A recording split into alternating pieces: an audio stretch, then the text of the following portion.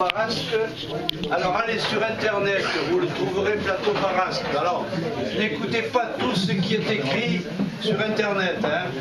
Il y a de bonnes méthodes, il y a de mauvaises méthodes, hein. Parce que, oui, ah, parfait. Parce que souvent ils vous disent un jour, 1 heure, 2 heures, ne vous fiez pas à ça. Quand vous utilisez le plateau Parasque, on va y revenir, c'est 48 heures. Ah, marche celui-là. Ouais, ça marche. Mais bon, alors voilà les invisibles de notre ami Pascal. Pas de problème, il les a bien réussi, elles sont bien faites. Alors, automatiquement, vous avez donc le couvain qui est comme ça. Bon, effectivement, vous pouvez travailler de plusieurs méthodes avec le plateau Parasque. Vous pouvez... Ah ben voilà, parfait, maintenant alors, vous pouvez carrément utiliser ce plateau Parasque ici, là-dessus, hein, vu qu'il a fait une divisible qu'il a bien multipliée, qu'il a très belle. Donc, vous pouvez utiliser ce plateau Parasque là-dessus. Et vous allez mettre votre plateau.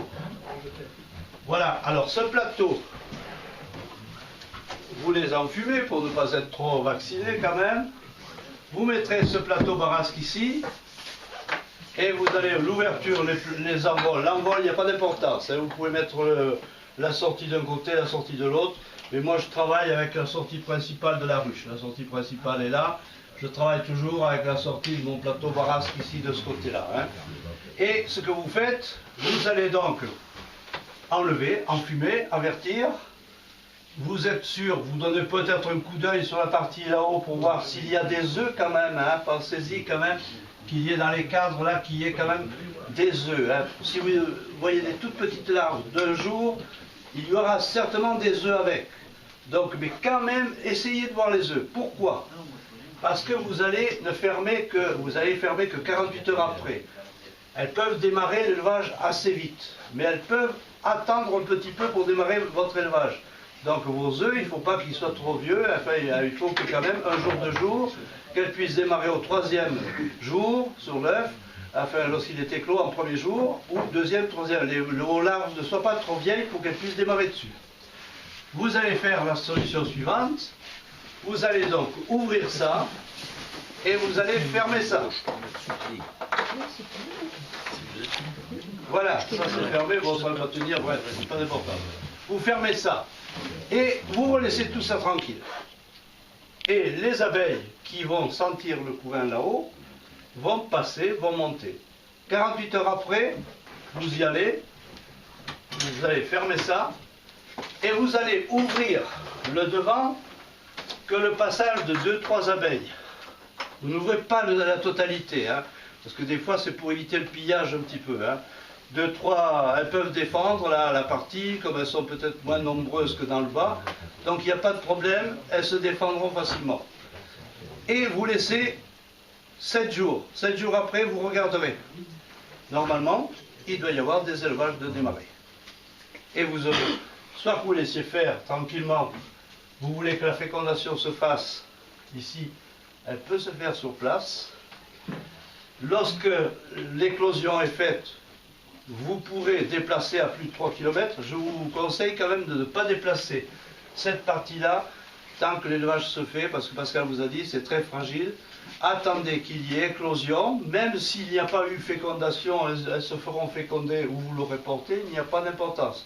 Vous emporterez une reine vierge qui sortira, qui fera le même travail que si elle le fait sur le rucher. Mais vous pouvez le laisser faire sur le rucher. Alors une autre méthode, vous avez travaillé directement avec ça. Mais vous auriez pu faire la chose suivante, vous auriez pu laisser ça tranquille et chercher là-dedans, vous auriez pris un cadre de miel, il vous faut absolument de chaque côté un cadre de nourriture. Et ensuite vous mettez 2 cadres de très jeunes couverts et des œufs. Et vous faites de la même manière, vous posez ça là-haut, vous ouvrez, elles vont sentir ce couvain qui est là-haut, elles vont monter, vous aurez fermé, hein. Quand vous ouvrez derrière, vous fermez devant, il n'y a pas de problème.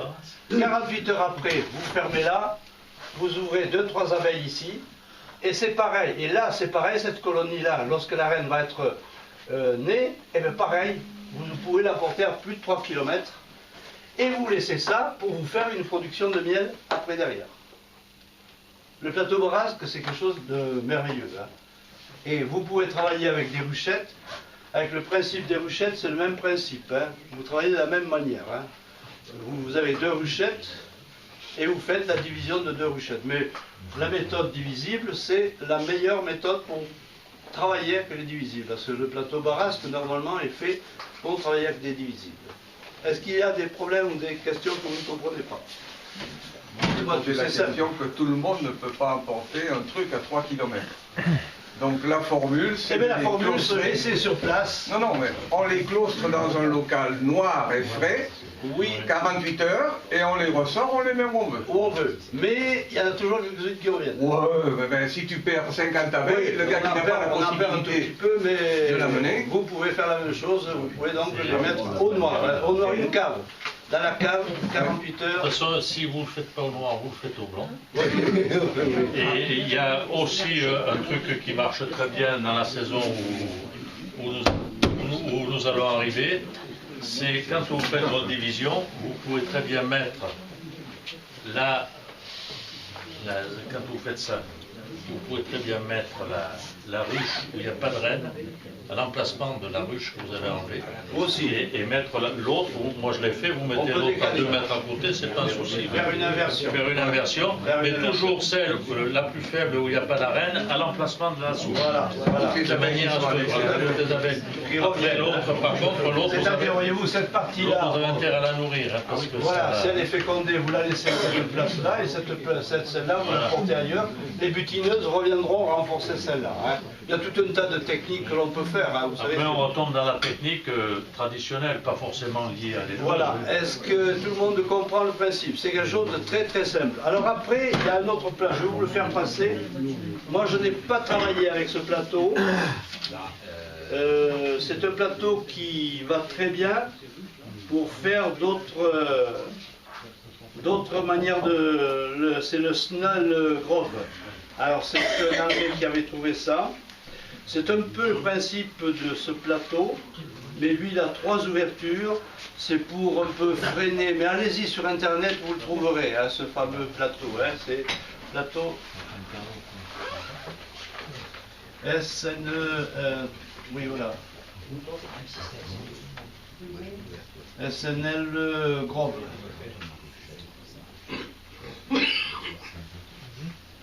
Moi, je n'ai jamais travaillé avec. Hein. Je l'ai vu au rucher de Vincennes à Paris.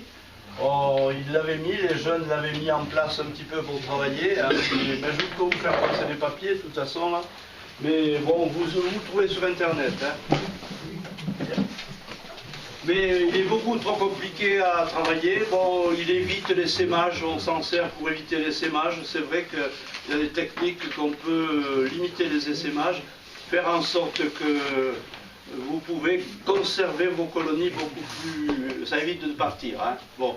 Mais allez-y, vous verrez l'explication, c'est cette explication-là qui vous passe sans problème. Voilà. Ici, pas de problème.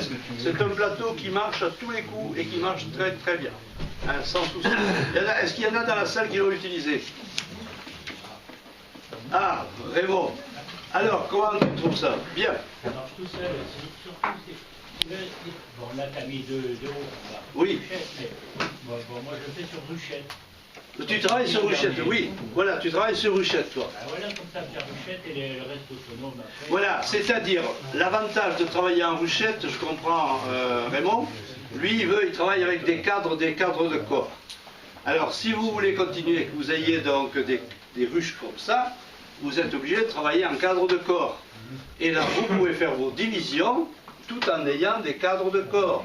Vous n'êtes pas obligé d'avoir des cadres de hausse, parce que ces cadres de hausse, il faut faire un choix. Il faut que soit, moi j'avais des divisibles au départ, j'en avais 4 ou 5, j'ai éliminé les divisibles. Je ne travaille plus avec les divisibles parce que c'est trop compliqué, mais enfin je connais bien la méthode pour travailler avec ça. Mais c'est trop compliqué parce que vous avez des cadres de corps, vous avez des cadres... Alors, une méthode que vous pouvez faire pour faire votre division aussi, vous avez donc une hausse, et là c'est pareil. vous divisez donc votre hausse là. Vous lui mettez deux cloisons en tôle, rainurées. Ça vous fait 3 nucléi. Vous avez 2 nucléi d'un côté, un nucléi là. Voilà. Vous avez cette division-là qui travaille très bien. Et vous pouvez élever vos rennes aussi. Vous pouvez faire un élevage de rennes avec ce principe-là également. Elles sont orphelines, donc elles vont élever. Avec des cadres de hausse, on peut faire beaucoup de choses aussi. Hein. Mais moi, je préfère travailler avec des cadres de cohorte, parce que pour passer l'hiver, comme dit Pascal, pour passer l'hiver, il vous faut obligatoirement ça. Hein. Il vous faut 2 hausses. Et après, vous ne travaillerez qu'avec la hausse, avec donc des 9 cadres. Hein. Vous travaillerez avec une 9 cadres, pourquoi? Comme on a expliqué tout à l'heure, c'est pour extraire, sinon vous ne pourriez pas passer le couteau des operculés et tout. Et vous travaillez toujours avec ça. Par contre, ces deux-là, au printemps d'après, toute la nourriture étant là, elles auront consommé le bar. Et bien souvent, quand la température est bonne, on fait l'inverse, on repasse là-dessous, et pour qu'elles rebâtissent et remontent après pour reposer la hausse dessus. Voilà, c'est une autre méthode de travail au niveau des divisibles. Alors c'est pour ça qu'elle est peu répandue à part quelques personnes qui appliquent bien la méthode et qui suivent bien tout ça. Voilà, pas d'autres questions là-dessus? Allez, on va passer à quelque chose que vous allez rencontrer, je pense très prochainement avec les essais, dans les fenêtres. Hein. Alors, ce peigne, c'est quelque chose de miraculeux. C'est bien. Parce que, hein, C'est bien. parce que allez, dans l'encoignure de la fenêtre, eh bien, vous ne savez pas comment aborder ça, ça va tomber. Alors, moi, ce que je travaille, tant pis pour la reine, j'aime pas trop endormir les reines, mais parfois, elles sont obligées d'y passer de temps en temps. Si elle ne marche pas, vous aurez toujours une colonie et vous pourrez toujours changer votre reine. Hein. Donc il vaut mieux avoir la colonie et changer la reine. Alors, il y a 5-6 gâteaux de cire, de belle cire, c'est toujours comme ça, les Parisiens arrivent, ça y est, ils ouvrent la fenêtre, bon, ils passent un coup de fil, et il faut l'enlever pour qu'ils puissent habiter quand même. Ça m'est arrivé à Saint-Prétorion là, et ça m'est arrivé aussi à Saint-Pré-sous-Aix également. Non, Saint-Thierry-sous-Aix. Et là c'est pareil, quand on a été avec Lucien aussi, on en avait fait un qui était Maous, hein. Des costauds. Maous, costaud. Hein. Alors c'est pareil, vous y allez comme ça, vous allez attraper les gâteaux, vous avez coupé le gâteau, c'est très friable, c'est très chaud. La cire est bonne. Ah là là là là, ça s'écroule tout. Alors, je vais vous dire, procédez de manière rapide.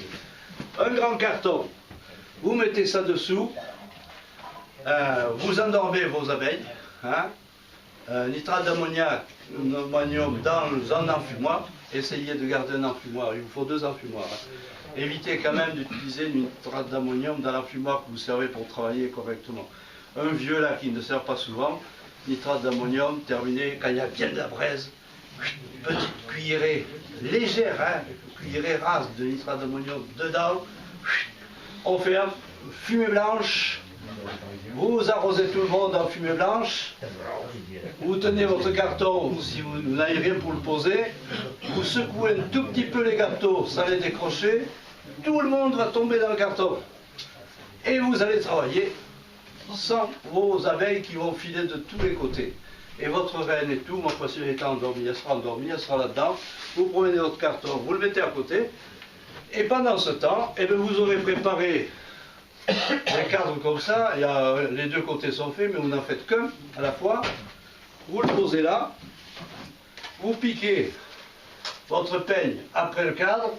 Vous coupez votre cadre. Et s'il y a des bords qui dépassent, vous les coupez. Pas de problème. Vous tenez votre cadre. Hop, dedans. Coup de fil de fer dessus, terminé. Dans la ruchette. La ficelle de cuisine. Ficelle de cuisine. Oui, mais ça m'est arrivé, ficelle de cuisine. Oui. Elles l'ont eu. Elle le bouffe après, puis elle le colle après. Oui, ben souvent, des fois, ça s'écroule avant, parce qu'elles l'ont bouffé des fois avant que ça soit collé. Hein. Ça m'est arrivé, ça. Alors maintenant, fil de fer. Elles ont droit au fil de fer. Tant pis pour l'enlever, ça enlève un peu quelques opercules. C'est plus sûr. C'est plus sûr. Et deuxième gâteau, vous piquez aussi le deuxième gâteau. Pendant ce temps, vos abeilles sont en train de se réveiller, parce qu'il ne faut pas le fermer le cadran. Hein. Surtout pas. Hein. De l'air, à l'air. Hein. elles vont commencer à se réveiller, tout le bazar. Vous avez fini de mettre tout le couvain, essayez de garder, et de la nourriture. Et de la nourriture, parce que la nourriture, essayez d'y mettre, s'il y a 5 cadres, vous les prenez tous les cadres, hein, sauf les bouts que vous aurez coupés, qui auront dépassé pour que ça puisse passer facilement. Et vos abeilles étant réveillées, vous leur faites une petite place entre là, vous en videz un petit peu dessus, vous attendez, elles commencent bien de se réveiller, et bien tout le monde va reprendre son entrain. Vous laissez ça jusqu'au soir, jusqu'à la nuit, parce qu'il y a encore des abeilles qui sont parties au champ, n'importe. Elles vont revenir, elles vont repérer les autres, elles vont toutes rentrer dans la ruchette. Le soir venu, vous venez chercher votre ruchette, terminé, vous apportez tout le monde. Et vous avez travaillé sans gants, parce que là au moins vous n'avez pas les abeilles à manipuler avec précaution. Vous avez donc aussi tous vos cadres, parce que vous avez pu les récupérer sans les écraser, sans les démolir, sans rien. C'est un peigne qui vaut de l'or. Voilà, des questions là-dessus? Voilà, c'est quelque chose de simple à faire, à fabriquer. Alors d'abord il faut faire 2 plaques, hein, une plaque sur laquelle vous clouez toutes vos pointes, vous en mettez une autre que vous vissez dessus pour que vos pointes ne sortent pas, et puis c'est tout, et après vous piquez là-dedans. Voilà, alors en élevage.